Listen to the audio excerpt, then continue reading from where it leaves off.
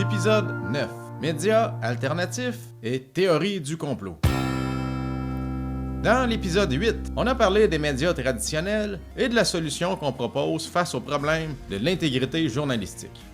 Ensuite, on a fait une capsule dans laquelle on s'est intéressé au cas d'un employé d'un média traditionnel qui avait cherché à faire mal paraître un artisan des médias alternatifs. Aujourd'hui, je vais parler des médias alternatifs. Pourquoi on a tendance à les associer aux théories du complot et pourquoi ils doivent exister dans une société libre. Au moment où cette capsule est enregistrée, on est en période de confinement étant donné la COVID-19.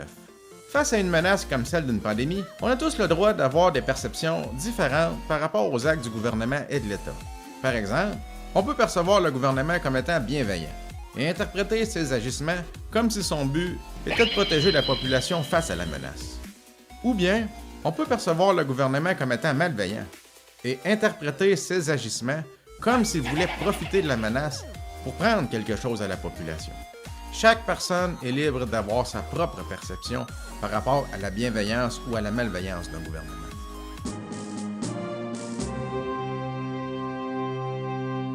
On peut illustrer ça avec un axe, où d'un côté, on trouve la bien-pensance, qui à son extrémité tend vers l'imbécile heureux, et de l'autre côté, les théories du complot, ou le complotisme, qui à son extrémité tend vers le paranoïaque.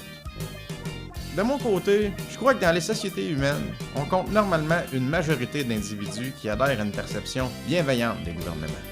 C'est un paradigme que Benjamin Constant exprime très bien dans un texte qui, en passant, se trouve intégralement dans la section blog du site du Parti royaliste du Québec. On suppose d'abord que le gouvernement sera tel qu'on le désire. On voit toujours en lui un allié sans réfléchir que souvent, il peut devenir un ennemi. On ne sent pas que les sacrifices que l'on impose aux individus peuvent ne pas tourner au profit de l'institution que l'on croit parfaite, mais au profit d'une institution quelconque. Est-ce qu'il y a quelque chose dans la nature humaine qui pourrait expliquer cette prédisposition à être imbécile heureux? Spinoza, au 17e siècle, dans son Éthique, était arrivé à la conclusion suivante. Nous sommes disposés de la nature à croire ce que nous espérons, difficilement ce dont nous avons peur, et en faire respectivement trop ou trop peu de cas. De là sont nées les superstitions par lesquelles les hommes sont partout dominés. Ce qui fournit donc une explication à savoir pourquoi les médias traditionnels ont un certain biais bienveillant lorsqu'il est question de politique. C'est ce que les gens veulent entendre.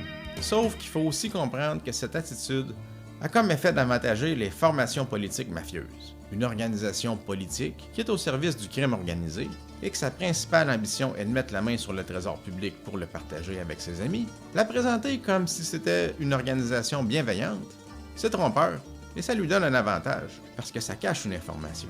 Et si cette information était connue par tout le monde, ce genre d'organisation finirait par ramasser pas mal moins de votes aux élections. Maintenant, c'est quoi un complot?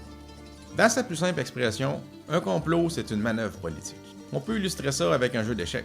Mettre en application une stratégie qui implique plusieurs pièces ou acteurs et qui a comme impact de faire agir son adversaire d'une manière qu'il croit avantageuse mais qui dans le fond lui fait du tort, c'est ça un complot. Quelqu'un qui perçoit un gouvernement quelconque comme étant malveillant, il doit expliquer pourquoi il le perçoit comme ça. Il explique les manœuvres politiques qui lui permettent d'avoir cet avis, ce qui prend la forme de ce qu'on appelle une théorie du complot. C'est le terrain de certains médias alternatifs, parce que c'est en exposant un complot ou une magouille qu'on démontre qu'une organisation est malveillante.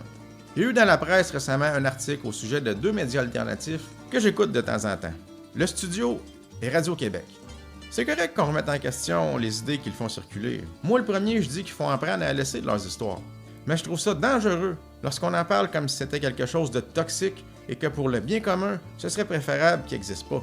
C'est un cas fondamental de liberté de presse. Qu'on vive dans un régime politique dans lequel il n'existe aucun mécanisme pour favoriser l'intégrité journalistique et où les médias traditionnels, en étant subventionnés, peuvent avoir un parti pris pas toujours honnête pour le régime en place, c'est une chose. Mais de vouloir empêcher de parler des médias qui n'ont pas le même point de vue que les médias au service du régime, ça, par définition, c'est du totalitarisme.